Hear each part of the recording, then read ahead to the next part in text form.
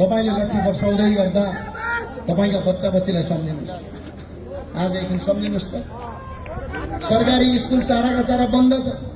तपाईका 2-4 जना हाकिमले यसो नेताको चाकडी गरेका बापतमा अलिअलि कहाँ यताउति पढ्न सड्न खर्च पुर्याएको होला। तपाईको तलबले आज तपाईका छोराछोरीलाई राम्रो स्कुल पढाउन सक्नुहुन्छ? तपाईको तलबले आज राम्रो अस्पतालमा उपचार गराउन सक्नुहुन्छ? तपाईको तलबले आज तपाईले राम्रो फ्ल्याटमा बस्न सक्नुहुन्छ?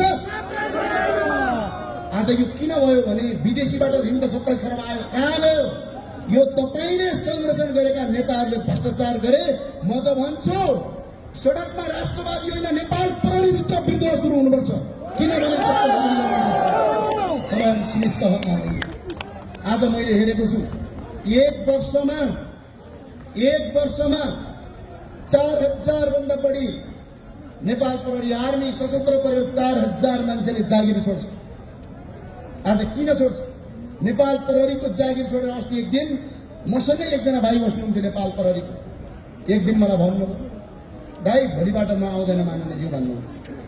किन भनेको त आमा बिरामी छन् भन्नु। सायद मलाई भन्नु उहाँले अप्ठ्यारो मान्नु।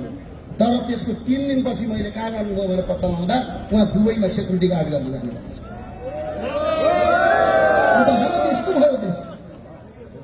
यस्तो हालतका बावजुद पनि कि त हामी सबैले देश छोडेर विदेश जानु पर्यो, होइन भने यिनीहरूका विरुद्धमा थाहा गर्नु पर्यो, प्रहरीले साथ दिनु पर्यो। अहिले हाम्रो आस्थाका बन्दीहरूलाई थुनिएको छ।